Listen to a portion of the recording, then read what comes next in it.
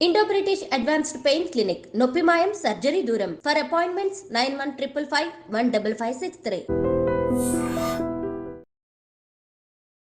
నమస్కారం మధుసూదన్ శర్మ గారు. నమస్తే ఎలా ఉన్నారండి? బాగున్నానమ్మా, మీరు ఎలా ఉన్నారమ్మా? బాగున్నాను. అయితే నరాల బలహీనతతో చాలా మంది బాధపడుతూ ఉంటారు. చిన్నవాళ్ళని కాదు, పెద్దవాళ్ళని కాదు. మరి ఆయుర్వేద పరంగా నరాల బలహీనతకు ఎలాంటి చికిత్స ఉంది ఆయుర్వేదంలో? నరాల బలహీనత అంటే కొన్ని విషయాలు గుర్తొస్తున్నాయమ్మా. హ్మ్. ఈ మధ్య కాలంలో చాలా పెరిగిపోయిందమ్మా. అవునా? 100లో దాదాపు 50 మందికి 60 మందికి పైనే ఈ నరాల బలహీనత సమస్య బాధపడుతున్నారంటే మీరు ఆశ్చర్యపడతారు. అవునా? మేము దైనందిన జీవితంలో మా ప్రాక్టీస్ లో చూస్తుంటామా, ఓకే. వచ్చే వాళ్ళలో దాదాపు 50-60% హ్మ్. నరాల వీక్నెస్, ఎందుకు బలహీనత వస్తుందండి? వీక్నెస్ చెప్తానమ్మా. హ్మ్. పేద ధనిక, హ్మ్. స్త్రీ పురుష, తర్వాత చిన్న వయసు పెద్ద వయసు తారతమ్యం లేకుండా హ్మ్. అందరిని వేధించి పీడించి బాధిస్తున్నటువంటి సమస్య ఇది. ఓకే. సో దీనికి అనేక రకాలైన కారణాలు. హ్మ్. పోషకాహార లోపం ఒక కారణం కావచ్చు. ఓకే. అదేవిధంగా మనం తీసుకునే ఆహార పదార్థం అమ్మా, హ్మ్. పూర్వకాలం మాదిరి మనం పోషకభరితమైన ఆహారం తీసుకోలేకపోతున్నాం అమ్మా. హ్మ్. ఆహారం అయితే తీసుకుంటున్నాం కానీ మన పూర్వీకుల కంటే కూడా ఎక్కువ ఆహారం మనం తింటున్నాం. ఓకే. కానీ జంక్ ఫుడ్ అనమాట, చెత్త ఫుడ్ అంటారు దీన్ని. హ్మ్. నేను ఇంకొక పద్ధతిలో చెప్పాలంటే, హ్మ్. సో దీంట్లో పోషకాంశాలు ఉండవమ్మా. హ్మ్. సో వీక్నెస్ క్రియేట్ చేస్తాయి. ఓకే. సో తీసుకునే ఫుడ్ వల్లే అంతే అంటారా? కదమ్మా, ఎక్కువ శాతం. హ్మ్. తర్వాత కొన్ని వ్యాధుల వల్లమ్మా, సపోజ్ షుగర్ ఇట్లా ఉన్నప్పుడు కూడా నరాల హ్మ్. బలహీనత ఉంటుంది. హ్మ్. అదేవిధంగా బీపీ, తర్వాత ఇట్లాంటి సమస్యల వల్ల కూడా నరాల బలహీనత. హ్మ్. హార్మోనల్ సమస్య ఉన్నప్పుడు నరాల బలహీనత ఉంటుంది. హ్మ్. తర్వాత మెదడుకు సంబంధించినటువంటి సమస్యలు ఉన్నప్పుడు నరాల బలహీనత ఉంటుంది. హ్మ్. ఇలా రకరకాల కారణాల వల్ల నరాల బలహీనత వస్తూ ఉంటుందమ్మా. ఓకే. రెండోది ఏమంటే, ఆయా వ్యాధులకు వాడేటువంటి కొన్ని రకాలైనటువంటి ఈ కెమికల్స్, హ్మ్. ఈ కృత్రిమ రసాయన ఔషధాల వల్ల కూడా నరాల బలహీనత వస్తుంది. ఓకే. సో బీపీ టాబ్లెట్స్ వల్ల, కొన్ని హ్మ్. రకాల మందుల వల్ల సైడ్ ఎఫెక్ట్స్ లో భాగంగా నరాల బలహీనత వస్తుంటుంది. హుహు. అదేవిధంగా కొన్ని రకాలైనటువంటి మానసికమైనటువంటి సమస్యలకి మందులు వాడుతుంటారమ్మా. హ్మ్. సో వాటి వల్ల కూడా నరాల బలహీనత వస్తుంటుంది. ఇలా ఓకే. రకరకాల కారణాల వల్ల ఈ నరాల బలహీనత వస్తూ ఉంటుందమ్మా. హ్మ్. ఇంకొకటి ఏంటంటే, కొంతమందికి ఎలాంటి స్పష్టమైనటువంటి కారణం ఉండదు. హ్మ్. నరాల బలహీనత అని చెప్పేసి డాక్టర్ దగ్గరికి పోతారు. హ్మ్. వ్యాధి నిర్ధారణలో భాగంగా డాక్టర్ గారు మొత్తం ఆ పరీక్షలన్నీ టెస్ట్‌లు, ఈ చేయిస్తారమ్మా. టెస్ట్‌లని రాస్తారు. మొత్తం పరీక్షలన్నీ ఒక చేయిస్తారమ్మా. 10,000 వదిలిస్తారు.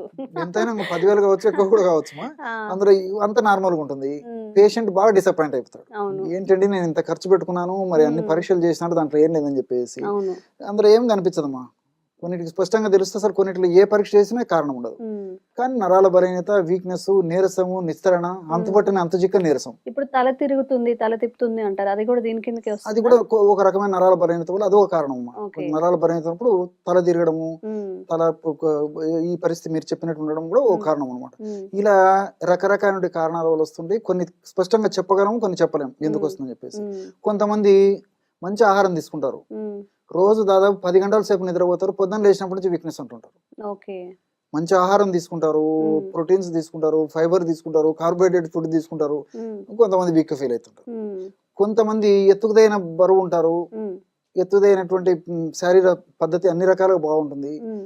బాగా నిద్రపోతుంటారు, హ్మ్. కానీ నరాల బలహీనత, హ్మ్. నీరసము, నిస్తరణ, కొద్ది ఓకే. పని చేయాలంటే చేత కాదు. హ్మ్. సో ఈ ఈ యొక్క పరిస్థితిని గుర్తించి ఆధునిక వైద్యంలో కూడా ఈ హ్మ్. యొక్క జబ్బుకు ఒక పేరు పెట్టడం జరిగిందమ్మా. హ్మ్. క్రానిక్ ఫ్యాటిక్ సిండ్రోమ్ అంటారు అనమాట. ఓకే.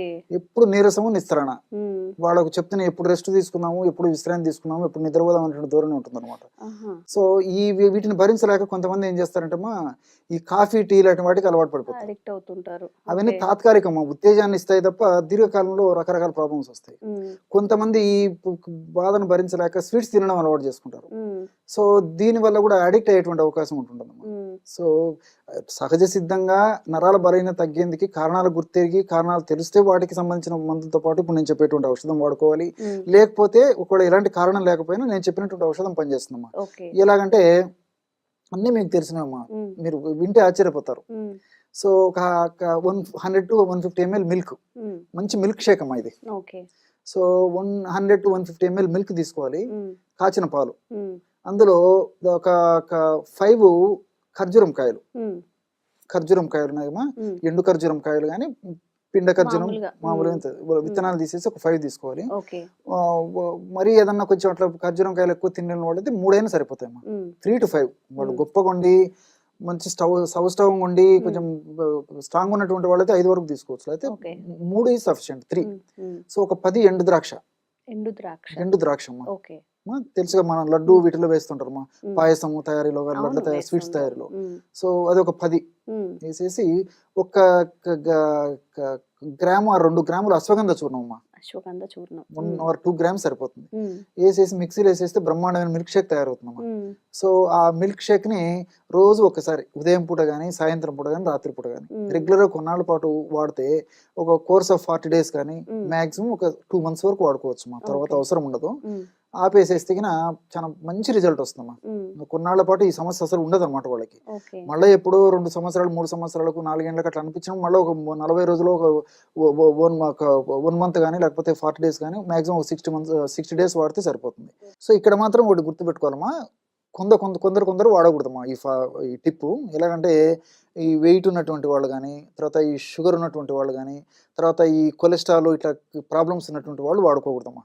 ఎందుకంటే వీటిని పెంచేటువంటి పరిస్థితి దానివల్ల కలుగుతుందమ్మా. ఎందుకంటే డ్రై ఫ్రూట్స్ ఇవి ఉన్నాయి కాబట్టి డ్రై ఫ్రూట్స్ ఇలాంటివి ఎక్కువ వాడితే కూడా ఈ 3 పెరిగేటువంటి అవకాశం ఉంటుంది. షుగరు, తర్వాత వెయిట్, తర్వాత ఈ కొలెస్ట్రాల్ ఇవన్నీ పెరిగే టెండెన్సీ ఉంటుంది. కాబట్టి వాళ్ళు కాకుండా మిగతా వాళ్ళందరూ వాడుకోవచ్చమ్మా. మరి వాళ్ళు కూడా వాడదగ్గ దివ్యమైనటువంటి దీనిలాగానే పనిచేసేటువంటి ఫార్ములాస్ కూడా నేను చెప్పడం జరిగిందమ్మా. అలాంటి వాళ్ళు కావాలంటే ఆ వీడియోస్ చూసుకొని ఆ ఫార్ములాస్ ఫాలో అయితే సరిపోతుంది. సో ఈ యొక్క ఫార్ములా మాత్రం ఈ ముగ్గురు కాకుండా మిగతా వాళ్ళందరూ ఫాలో కావచ్చుమా. నేను చెప్పినటువంటి పద్ధతిలో వాడుకోవడం వల్ల చాలా అద్భుతమైన ఫలితం కలుగుతుంది. మా నీరసము, నిస్త్రాణ, బలహీనత వాళ్ళు ఏ రకంగా అయితే ఆ యొక్క సమస్య గురించి బాధపడుతుంటారో ఆ లక్షణాలన్నీ తగ్గిపోతాయమ్మా. చాలా మంచి విషయాలు తెలియజేశారండి. ధన్యవాదాలు. నమస్తే.